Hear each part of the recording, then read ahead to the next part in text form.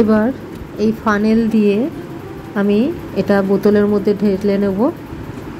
কিছুটা ঢেলে আগে ঝাঁকিয়ে নেব, তারপরে এর মধ্যে বাটি ধোয়া জলটাও দিয়ে দেব। তারপরে এইভাবেই আমাকে করতে হবে। বাকিটা কিভাবে করছি। এখন আমি প্রায় 500 ml বেশি জল গরম করতে বসিয়ে দিয়েছি। একদম জলটা ফোটাবো। ফুটিয়ে নিয়ে আমি তারপর বলছি কি বানাবো। আগে আমার ফুটন্ত গরম জল দরকার। আচ্ছা, আমার জল এবার ভালো মতো ফুটে গেছে। এবার আমি গ্যাসটা বন্ধ করে দিলাম। এই জলটাকে আমি ঠান্ডা করব। আমি এখন বলছি আমি ভিনিগার বানাবো। তার জন্য আমি 500 ml বেশি জল গরম করে নিলাম, কারণ এটা তো একটু ফুটিয়ে কমাতে হয়েছে। কমে এটা কতটা দাঁড়াবে বোঝা যাচ্ছে না।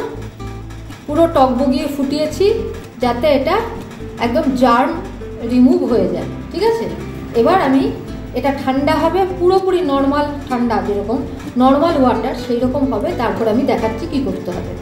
আচ্ছা, এবার জলটা আমার পুরোপুরি নর্মাল যে টেম্পারেচার, নর্মাল ঠান্ডা হয়ে গেছে।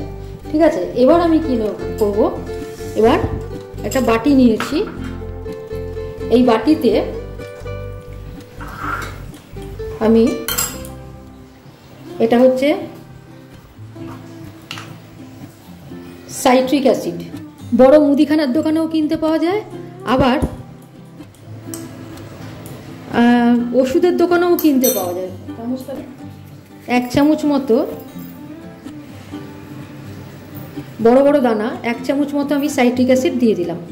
ঠিক আছে, দিয়ে এবার এই জলটা দিয়ে অল্প একটু জলটা নেব। জলটা সামান্য একটু নেব এতে, ব্যাস। এবার এটা আমি গুলে নেব, একদম গুলে যাবে।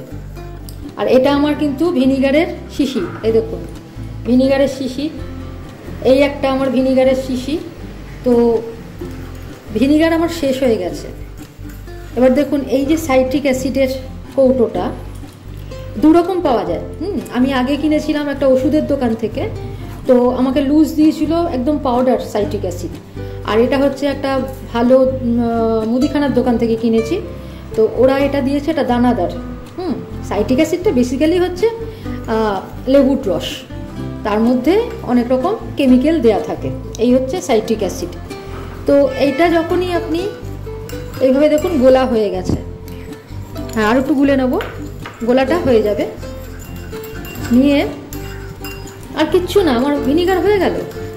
কত সহজ দেখুন। এই বোতলটা 500 ml এই বোতলটা আমাদের কিনতে হয় এখানে 30 টাকা, অথচ এই কৌটোটার দাম 20 টাকা। ঠিক আছে, আরও কম দামে পাবেন যদি কোথাও লুজ বা এমনি ওষুধের দোকানে যদি পাউডার কিনতে পান না, ওরা ওজন দিয়ে একদম বিক্রি করে। বা আমাকে তো আন্দাজেই দিয়েছিল, কয়েক বছর আগের কথা বলছি। এখন তারা আর রাখছে না ওষুধের দোকানটা। বলছে দিদি ওষুধের দোকানে এটা বেশি বিক্রি হচ্ছে না, এটা বড় মুদিখানার দোকানগুলোতে বেশি পাওয়া যাচ্ছে। ঠিক আছে, ব্যাস গোলা হয়ে গেল। তো এইবার এটা আমার তো এই জলটা মাপ ঠিক নেই, আমি অনেকটা জল গরম করে নিয়েছি, একদম ডিস্টিলড ওয়াটার মতো করে নিতে হবে ফুটিয়ে। এবার কি করব, এটা এরকম, এবার এই ফানেল দিয়ে আমি এটাকে শিশিতে আগে কিছুটা ঢেলে নেব।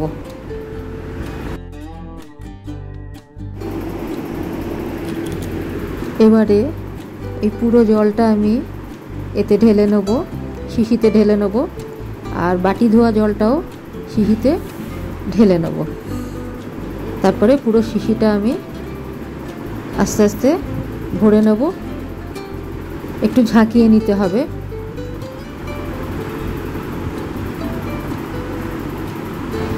এই চোঙটা দিয়ে আমি এতে জলটা ঢালছি।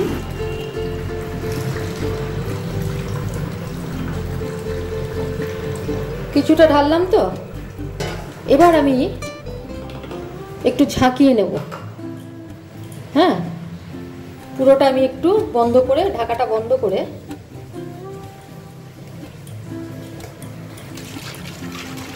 ঝাঁকিয়ে নেব।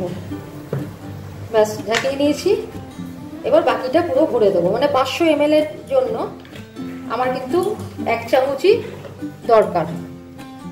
এবার যে যেরকম টেস্টটা পছন্দ করবেন, বা অনেকে কিন্তু আরও বেশিও দেয়, কিন্তু জেনারেলি অতটা দরকার হয় না। 500 ml যে ফুটিয়েছি একটু কমে গেছে, ঠিক আছে, অসুবিধা নেই। ব্যাস হয়ে গেল আমার ভিনিগার তৈরি। এইভাবে ভিনিগার বাড়িতেই বানিয়ে নেবেন। খালি একটু সাইট্রিক অ্যাসিড, কেউ যদি অ্যাসিটিক অ্যাসিড সেটা লিকুইড, সেই অ্যাসিটিক অ্যাসিড দিয়েও কিন্তু এই একইভাবে বানানো যায়। সাইট্রিক অ্যাসিড বা অ্যাসিটিক অ্যাসিড যে কোনো একটা হলেই হবে। কতটুকু লাগলো বলুন? এই ভিনিগারের বোতলগুলো ফেলবেন না, এটা একদম ভালো মাপ, 500 ml এর মাপ। আর একটা আমার আছে এরকম, বা এমনি জলের বোতল যে কিনতে পাওয়া যায় 500 ml এর, তাতেও রাখতে পারেন। ব্যাস এটা বাইরেই থাকবে, ফ্রিজের বাইরে, ফ্রিজে রাখতে হবে না। এটা যেহেতু অ্যাসিড দেওয়া রয়েছে, এটা এইভাবেই ব্যবহার করতে পারেন। তাহলে ভালোই হলো। ছানা তৈরি দেখাবো এই ভিনিগার দিয়ে, পনির তৈরি দেখাবো, সব এই ভিনিগারে দরকার লাগবে। এই ভিনিগার ছাড়া এই কাজগুলো কিন্তু হবে না। যার জন্য বাড়িতে অনেক কিছু রান্না বান্না, কিছু কিছু আচার আছে, সেগুলোও কিন্তু এই ভিনিগারই দরকার লাগে। ঠিক আছে, ভিনিগার যদি না দেন, ডাইরেক্ট সাইট্রিক অ্যাসিড দিলে আরও বেশি চলবে, কারণ জলটা পড়বে না তাতে। ঠিক আছে, আজকের মতো এখানে রাখছি। আবার দেখা হবে কালকে কোনো রেসিপি নিয়ে। ততক্ষণ ভালো থাকবেন, ধন্যবাদ।